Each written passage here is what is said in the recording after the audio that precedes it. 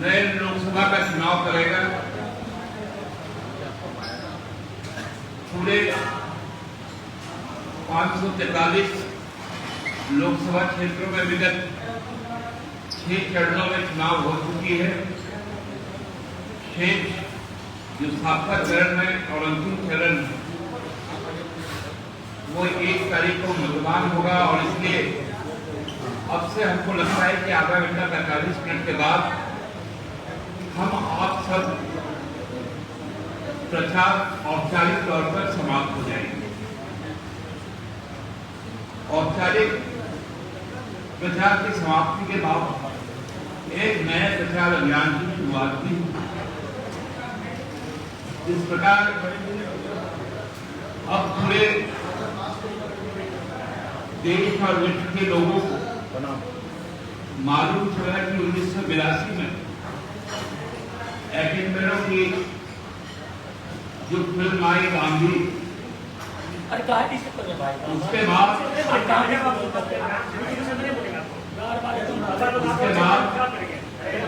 पूरे विश्व ने महात्मा गांधी को जाना और इसका पूरा श्रेय हमारे माननीय प्रधानमंत्री को जाता है। माननीय प्रधानमंत्री जी ने इस बात की जानकारी दी कि क्यों मार्टिन लूथर सेकेंड उनके बारे में दुनिया जानती थी, नेल्सन मंडेला जी के बारे में दुनिया जानती थी, लेकिन 82 के बाद 1982 के बाद 2024 में जब आदरणीय प्रधानमंत्री जी ने कहा तब सब दुनिया आज से अवगत हुई कि महात्मा गांधी जी कौन। इसके मैं समझता हूं कि एक नया प्रचार का औपचारिक समाप्ति के बाद ही शुरू हो गया। देश की जनहंसाई दुनिया में भारत के विद्वता की जो चर्चा होती थी उसको पूरी तरह धूलिसात करते हुए आदरणीय प्रधानमंत्री जी अब से कुछ देर के बाद विवेकानंद रॉक में एकांतवास में चले गए 45 घंटों का। क्योंकि वो बायोलॉजिकल नहीं है तो हमें कहीं ये अंदेशा तो नहीं कि उस एकांतवास में कहीं वो विलुप्त ना हो जाए, क्योंकि ईश्वर ने उनको जितना काम सौंपा था उन्होंने सभी काम अब तक पूरे कर दिए। हम लोगों ने आग्रह किया है इंडियन नेवी को भी कि थोड़ा पता लगाइए कि आसपास कोई पनडुब्बी तो नहीं, क्योंकि फिर इस प्रकार किसी भी चीज का अवतरण होता है तो निस्तारण भी होता है। ये 43 घंटा देश के लिए बड़ा विचलित करने वाला कि पिछली बार तो जब एकांतवास में गए थे तो एक आंख से देख रहे थे कि कैमरा चल रहा है या नहीं चल रहा। इस बार क्या कैमरा उनके साथ रहेगा? एकांतवास में क्या और कोई रहेगा? क्योंकि विचित्र तौर पे इस चुनाव को भारतीय जनता पार्टी ने लड़ा, जिन प्रत्याशियों को लड़ाया उसमें वो प्रत्याशी भी है जिनको मालूम चला, जिनसे हम लोगों को मालूम चला 2014 में देश आजाद हुआ। उसी तरह 82 में दुनिया को मालूम चला कि महात्मा गांधी नाम का कोई व्यक्ति इस देश में कभी पैदा हुआ था, जो साउथ अफ्रीका में भी गया, फिर लंदन में भी रहा, फिर हिंदुस्तान में भी रहा और दादा जिस इलाके से आते उस इलाके का बहुत समीप के जिले चंपारण से उन्होंने एक जो शांति और जो अहिंसा की जो धारा चलाई उसका उल्लेख मार्टिन लूथर ने अपने संबोधन में किया। नेल्सन मंडेला ने जब उनकी 100वीं गणतंत्र थी, साउथ अफ्रीका में इस बात का उल्लेख है। मैं बहुत समय लूंगा नहीं, क्योंकि हमारे आदरणीय राजेश रंजन जी और हम सबके बहुत लोकप्रिय परिचित नाम है पप्पू यादव जी, आज हमारे साथ है, हम लोगों के साथ। दुमका के साथ साथ गोड्डा के लोकसभा क्षेत्र में उन्होंने सघन प्रचार अभियान चलाया। उनका जो अनुभव है, मैं तो फिर आपसे बात करूंगा ही, लेकिन ये अपने गृह जिला चले जाएंगे, तो समय ना लेते हुए मैं दादा से आग्रह करता हूं कि दादा आपको अपनी बातें कहेंगे।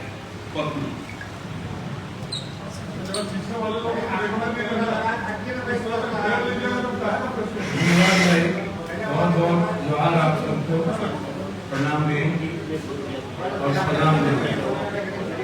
हमारे आदरणीय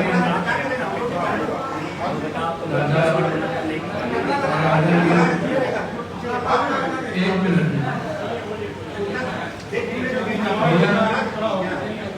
भैया,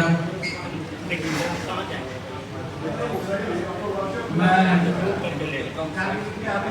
संदर्भ शुरू करता हूँ। भैया थोड़ा सा आप लोग प्लीज, मैं शुरू करता हूँ आज के एक वाक्य से, जिसमें आदरणीय इस देश के सबसे ज्यादा झूठ बोलने वाले दुनिया के वर्ल्ड के इतिहास में मुझे लगता है कि इतना छोटी बातें, घटिया शब्दों का प्रयोग,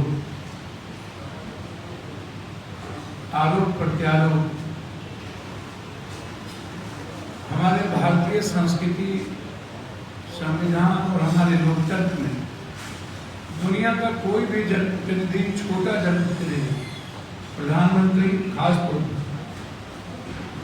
आज तक के इतिहास में ऐसे शब्दों का प्रयोग नहीं किया होगा जो पुनः आज उन्होंने कही।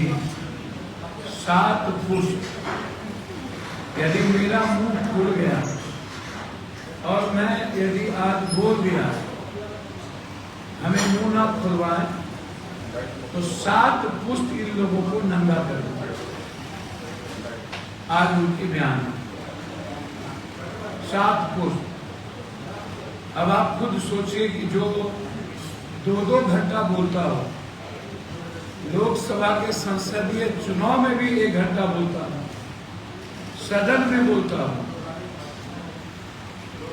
और वो व्यक्ति कहता हो कि 7 पुष्प हमने आपको मैं नंगा कर दूंगा। दूसरा वाक्य, प्रधानमंत्री जी, पूर्व प्रधानमंत्री मनमोहन सिंह जी आज एक चिट्ठी लिखी पंजाब के नाम से, और उन्होंने कहा कि मैंने अपने जीवन में इतना घटिया, इतना ओछी शब्द, सीधा ये लाइन है आज मनमोहन सिंह कि मैंने आज तक के दुनिया के किसी प्रधानमंत्री जी इतने नीचे स्तर तक गिर कर प्रधानमंत्री पद की मर्यादा को समाप्त करते रहिए। इस उम्र में 90 के बाद जिस मनमोहन सिंह जी का उम्र, उस व्यक्ति ने यह सब। तीसरी चीज, आज एक बड़ा वाक्य, प्रधानमंत्री जी के एक सागिर वित्त मंत्री निर्मला सीतारमैया ने अपने सरकार के बारे में, जो पत्नी जिसमें वित्त मंत्री है, उन्होंने कहा कि 300 के लगभग इंडिया गठबंधन आएंगे और 200 के नीचे रहेंगे एनडीए गठबंधन। आज मेरे पास वीडियो है, देखना चाहिए तो मैं दिखा दूंगा। और उन्होंने इतना ही नहीं कहा, उन्होंने कहा कि यदि बाय द वे तिवारा हिंदुस्तान के प्रधानमंत्री नरेंद्र भाई मोदी बनते हैं तो पूरा देश में मणिपुर की घटना नहीं उनके लाइव में कोई भी स्टेट नहीं बचेगा जैसा कि मणिपुर की घटना नहीं। और उन्होंने यही नहीं कही जिस बात की शंका हम लोगों को, खासकर हमको और राहुल गांधी जी और इंडिया गठबंधन के सभी साथियों को है कि यदि नरेंद्र मोदी जी दोबारा आते हैं तिवारा तो इस देश में कभी चुनाव नहीं होगा। लोकतंत्र की बात तो आप छोड़ दीजिए, चाइना के तर्ज पर ये, रूस के तर्ज पर ये चुनावी प्रक्रिया को एक कानूनी और संविधान को संशोधन करके हमारी पूरी लोकतांत्रिक प्रक्रिया को समाप्त कर, इसको मैं दावे के साथ कह सकता हूं कि नरेंद्र मोदी और आरएसएस की पूरी मंशा इस देश के चुनावी प्रक्रिया को खत्म कर एक बादशाह काम करना और अंतिम जीवन तक प्रधानमंत्री या राष्ट्राध्यक्ष बने रहना, इसकी पूरी मंशा। इसीलिए ये 400 पार सिर्फ संविधान बदलने के लिए नहीं है, कोई भी चुनावी प्रक्रिया, कोई भी आप उठा के देखिए, वह सिर्फ एक ही चुनावी प्रक्रिया हो। ये नरेंद्र मोदी जी का हिडन एजेंडा, आरएसएस का ये हिडन एजेंडा, ये बात आज उन्होंने भी जाहिर की, निर्मला सीतारमण के पति। और यह बात हमारे नेता हम लोग सदन में और शुरू से लेकर यह बात हम लोग बोलते हैं और इसकी चिंता है, क्योंकि उसे पता है कि हिंदुस्तान की जनता मौका तो देती है लेकिन नफरत करने वाले उतने निचले स्तर, जो हमारे आदरणीय प्रवक्ता महोदय जी ने जो बायोलॉजिकल बात की, जो खुद कहते हैं कि मैं बायोलॉजिकल नहीं हूं, मुझे ऊपर से भेजा गया, आप अंदाजा कीजिए ये किन किन शब्दों का प्रयोग करता है। बच्चे में जो सूट पहनता हो, जो 10 कंट्री घूम लिया हो एमएलए एमपी बनने के पहले, 1955 में जिसके पास दोनाला मकान हो, जिसके पिता के पास एक नहीं कई स्टॉल हो, और वह व्यक्ति कितना दिग्भ्रमित किया है दुनिया में, झूठ बोला है, ये इसका अंदाजा कीजिए कि कब ये सच बोली, किस तरह देश की जनता को गुमराह किया है। और महात्मा गांधी की बात करने वाला मैं तो सिर्फ इतना कहूंगा, हिंदुस्तान के एक एक इंटेलेक्चुअल, पढ़े लिखे, जिस जाति धर्म वर्ग के लोगों, जिस हिंदुस्तान को शिव का कहा गया, नानक का कहा गया, बुद्ध का कहा गया, कबीर का कहा गया, राम और कृष्ण का कहा गया, मोहम्मद का कहा गया, जिस हिंदुस्तान को रविन्द्रनाथ टैगोर का कहा गया, जिस हिंदुस्तान को भगवान बिरसा मुंडा का कहा गया, वाल्मीकि का कहा गया, संत रविदास का कहा गया, जिस हिंदुस्तान को सावित्रीबाई फुले और महात्मा फुले का कहा गया, जिस हिंदुस्तान को अम्बेडकरवादी विचारों को कहा गया, और जिस हिंदुस्तान को गांधी के सोच से, विचारों से विश्व में नेल्सन मंडेला ने आत्मसात किया,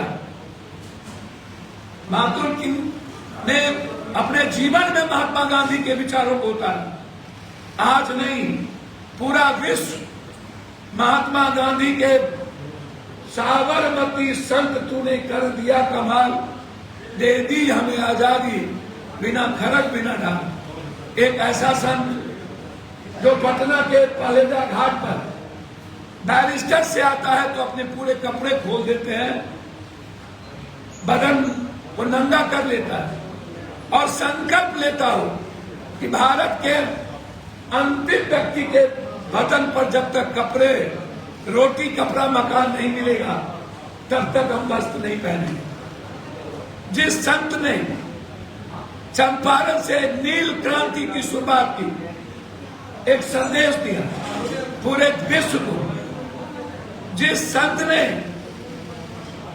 दुनिया में सबसे ज्यादा अहिंसा के रास्ते को अपनाकर विश्व को संदेश दिया, जिस संत की तस्वीर आजादी के बाद से लेकर आज तक हर रुपये पर जिसकी तस्वीर हो, हर जेब में जिस संत की तस्वीर हो, हर किताबों में जिस संत की तस्वीर हो, हर नेता और हर पढ़े लिखे लोगों के जीवन में महात्मा गांधी का आचरण, चरित्र, चिंतन, विचार, उस संत के बारे में, या जो अपने को बायोलॉजिकल और भगवान की बात करने वाला अंतिम छोटापन दिखा दिया। अरे भैया, महात्मा गांधी पर कब पिक्चर बनी है आपको पता भी है? नई जानकारी। गांधी पर पिक्चर बहुत पहले, छोटे छोटे पिक्चर, छोटी छोटी चीजें बन चुकी। कितना घटियापन है आप सोचिए। विश्व को संदेश देने वाला महात्मा गांधी,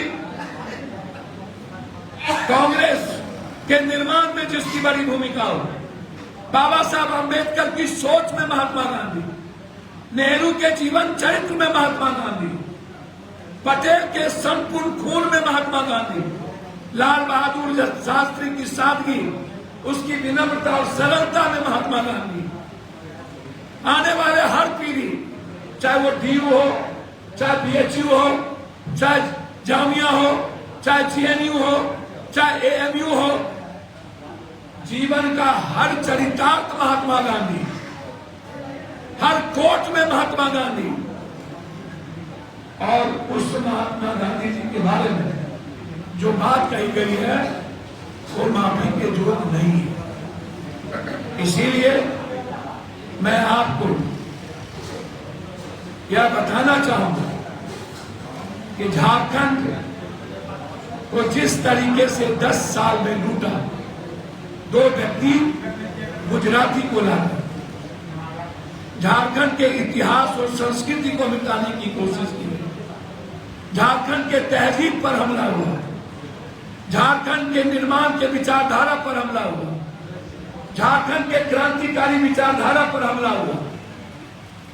और इतना ही नहीं, झारखंड को गरीब बनाने में 10 सालों के अंदर इन्हें जो अंतिम प्रयास किए, हमारी गरीबी का मजाक, और लगातार चाहे जमशेदपुर हो, बोकारो हो, धनबाद हो, या कोई हिस्सा, लगभग 30% फैक्ट्री, 40% बंद हो गए 10 साल के अंदर। एक सुई का निर्माण नहीं करने वाला व्यक्ति, हमारी रॉयल्टी, हमारी जीएसटी को रोकने वाला व्यक्ति, हमारी पूरी रॉयल्टी अदानी अंबानी और हमारी जिंदगी के साथ खिलवाड़ करने वाला 2 गुजराती, नरेंद्र भाई मोदी और अमित शाह जी, और 2 ठग और 2 बेईमान, अदानी और अंबानी, इस दोनों के द्वारा हम पर जो हमला किए गए, और हमारे भाई आदरणीय हेमंत सोरेन साहब, जो ना ढके, ना झुके, ना रुके, ना डरे, ना मरने से डरे, ना ईडी, ना सीबीआई, उन्हें कोई नहीं डरा पाया। फिर उनकी पार्टी और उनकी सरकार को 3 बार गिराने का प्रयास, और अंत में झारखंड के निर्माण में जिस परिवार में रक्त रंजित हुआ, जिस आदिवासी भाइयों और गरीब कमजोरों का रक्त रंजित हुआ, उस इतिहास के निर्माणकर्ता और एक ऐसा व्यक्ति जो आम आदमी की सोच हो, उसको जेल में बंद कर दिया, उसको मरवाने की साजिश रची है। जब झारखंड का निर्माण हुआ तब मुख्यमंत्री थे बीजेपी। डबल इंजन की सरकार 6 बार मुख्यमंत्री, 3 बार मुंडा साहब, मरांडी जी, और फिर एक बार सबसे बड़ा बेईमान जिसको सबसे ज्यादा आरोप है, जिसमें आज भी बीजेपी के पास अपना कोई जमा पूंजी नहीं है। ये कांग्रेस मुक्त की बात करते हैं, झारखंड पार्टी मुक्त की बात करते हैं, या कांग्रेस और झारखंड पार्टी युक्त हो गए। हमारे घर से हमारे नेता को भ्रष्टाचारी और सारे भ्रष्टाचारी अपराधी माफियाओं को इन्होंने अपने प्रचार में लगाया। बनारस में सारे बड़े अपराधी इनको जिताने में लगे, बिहार में सारे अपराधी इनको जिताने में लगे, सारे माफियाओं का गठबंधन इनके साथ है। हमारे नेता ने एक निहायत सबसे गरीब वर्कर को मुख्यमंत्री बनाया, मिसाल कायम किया है हेमंत सोरेन जी ने दुनिया में। भारत में यह मिसाल कायम नहीं हो सकता। हमारे नेता ने लोकसभा के चुनाव में नीलनी जी को, चाहे जिस तरीके से उनका संघर्ष शिबू सोरेन जी के साथ रहा, प्रदीप यादव जी को, और बगल में राजमहल विजय हांसदा जी जैसे साथियों को उन्होंने जो टिकट दी, यह ऐतिहासिक पल है, क्षण है। पूरा दुमका और गोड्डा के जो एक सबसे बड़े बहुरूपिया, मोदी जी अमित शाह के भी गुरु से गुरु, उससे बड़ा बहुरूपिया, उससे बड़ा नटवरलाल, उससे बड़ा ठग, उससे बड़ा आम आदमी के साथ धुरतई करने वाला व्यक्ति, सदन में हमेशा जनता को विश्वासघात में रखकर अदानी अंबानी की दलाली करने वाला व्यक्ति, पूंजीपतियों की दलाली करने वाला व्यक्ति, और ईडी और सीबीआई जिसको पकड़ लेती, ये माध्यम होते हैं। ये गोड्डा के वर्तमान सांसद जिनका कोई इतिहास नहीं, ये जो बार बार कहते हैं ये हमारे दरमियान में एम्स और ये क्या कहते हैं एयरपोर्ट, ये मनमोहन सिंह के रीजन की चीजें हैं। देन है गुरु जी शिबू सोरेन जी, याद करिए ये एयरपोर्ट कब सेंशन हुआ था, बनने में समय लगती है। एम्स का सेंशन कब हुआ था, इसमें कोई भूमिका इसकी नहीं। 2009 के पहले, ये 2009 में आए, ये झूठ बोलते रहते हैं 24 घंटे। इतिहास ऐसे लोगों को इस बार मिटाएंगे। आज एक एक गांव गए हम, लहर है लहर, जनता चुनाव लड़ रही है। यह चुनाव 90% बनाम 10% का है। देश प्रधानमंत्री के रूप में राहुल जी को स्वीकार कर चुका है। इंडिया गठबंधन की जीत हर कीमत पर होगी, और पूरा का पूरा झारखंड जिस तरह मेरे नेता को जेल में बंद कर मरवाने की साजिश यातनाएं दी गई है, उसके लिए खड़ा हो चुका है एक एक आदिवासी, एक एक समाज का कमजोर दलित वर्ग। और एक तरफा वोट जब हम रांची जीत सकते हैं तो 14 सीट जीत सकते हैं, याद रखिएगा। यह अंतिम 7वां चरण बीजेपी के लिए लाले पड़ जाएंगे, ये मैं आपको बताना चाहता हूँ। बहुत बहुत धन्यवाद। कोई बात पूछना हो तो पूछ लीजिए। आप लोग बिहार जेएल के चैनल को लाइक करें, सब्सक्राइब करें और कमेंट करें।